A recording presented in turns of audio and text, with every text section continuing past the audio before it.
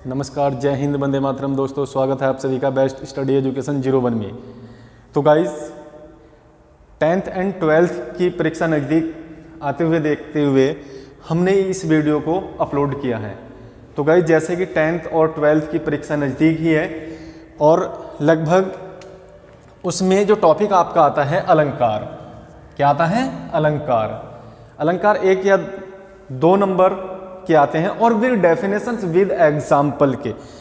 तो इसमें देखिएगा, अलंकार को इंग्लिश में हम बोलते हैं ऑर्नामेंट्स। क्या बोलते हैं? ऑर्नामेंट्स। क्या बोलते हैं?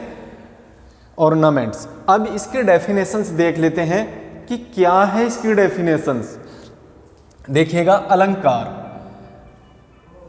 शब्द अलम धातु से बना है। किस धातु से बना है? अलम धातु से, जिसका अर्थ है आभूषण। जिसका अर्थ है आभूषण।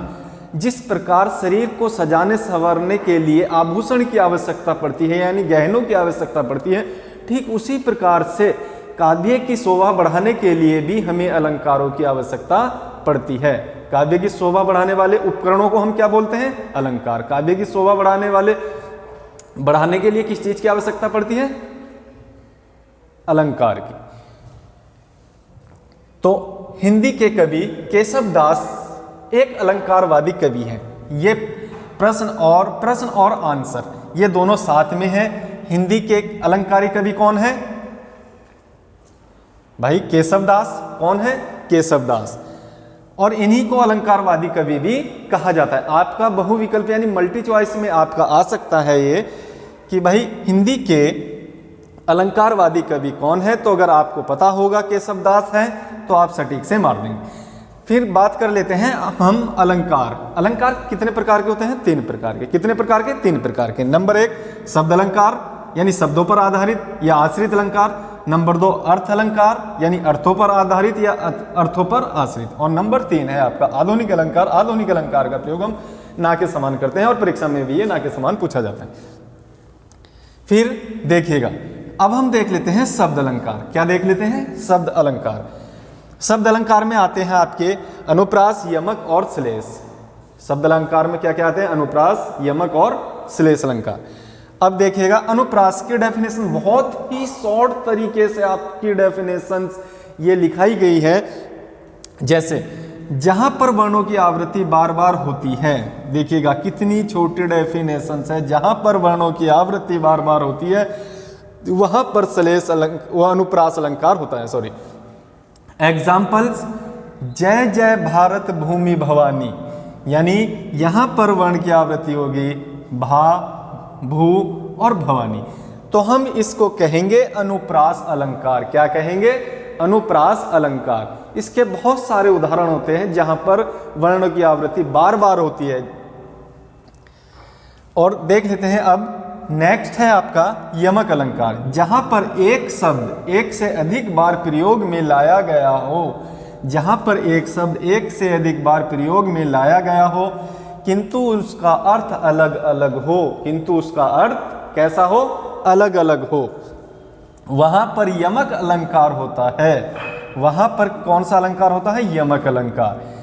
एग्जाम्पल्स है आपका कनक कनकते सौगुनी मादकता अधिकाए, वा खाए बौराए जग या पाए बौराए। यानी एक कनक का अर्थ है धतूरा, एक कनक का अर्थ है सोना। किसी को आवश्यकता से ज्यादा अगर सोना मिल जाए तो वो वैसे पागल। कोई धतूरा खा ले तो वो वैसे पागल।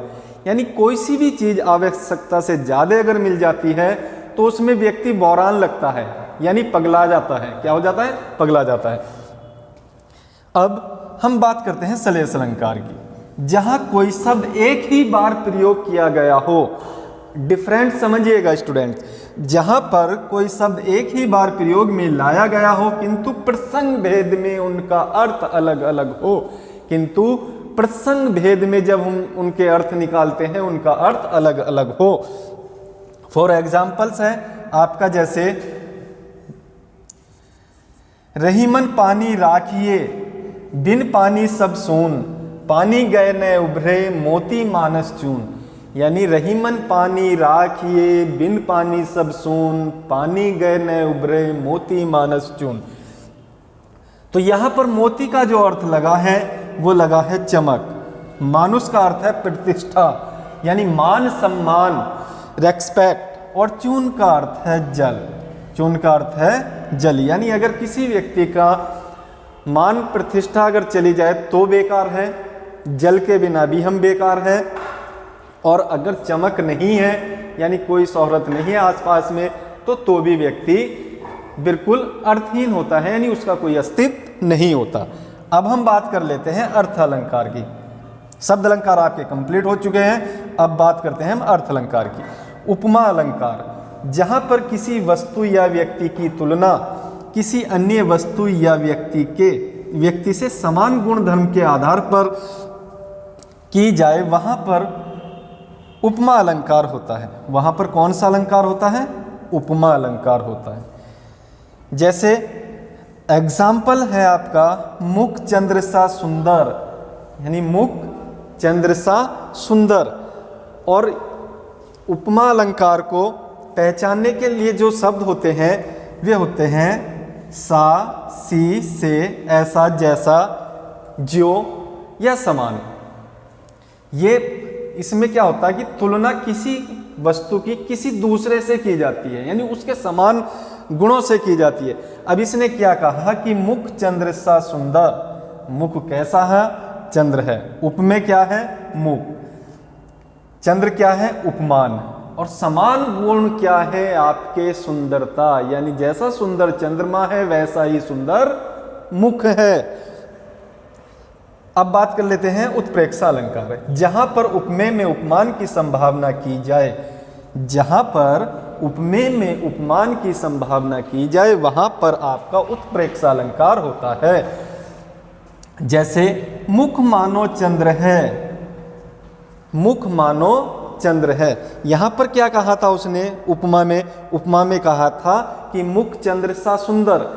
नेक्स्ट में क्या कह रहा है? उत्प्रेक्षा में मुख मानो चंद्र है, मुख मानो चंद्र है। यानी एक ही एग्जाम्पल से आपके तीनों अर्थ अलंकार हो जाएंगे। जैसे इसके बोधक शब्द क्या है? मानो, मनु, जानो, जनु, ये इसके बोधक शब्द है। यानी इन शब्द अगर ये कहीं पर उदाहरण के बीच में आते हैं तो उससे आप आसानी से उदाहरण को पहचान लेंगे। अब हम बात कर लेते हैं स्टूडेंट्स रूपक अलंकार, जहां उपमेय में उपमान का भेद रहित आरोप किया जाए वहां पर रूपक अलंकार होता है। जहां पर उपमेय में उपमान का भेद रहित आरोप किया जाए वहां पर रूपक अलंकार होता है। अब मुख चंद्र है, इसमें आरोप तो है जैसा भी है, लेकिन उसने सब चीज को पीछे छोड़ दिया और ये क्या कहा? मुख चंद्र है। उसने यहाँ पर किसी की समान गुणों से कोई तुलना नहीं की, किसी को माना नहीं, उसने केवल ये कहा मुख चंद्र है, यानी चांद को ही उसने क्या मान लिया? मुख मान लिया। तो गाइज कैसी लगी वीडियो हमें कमेंट सेक्शन में आप बताइएगा जरूर। और नेक्स्ट वीडियो के लिए आप हमें कमेंट्स के माध्यम से बताइएगा कि आपको हिंदी में किस टॉपिक के ऊपर वीडियो चाहिए।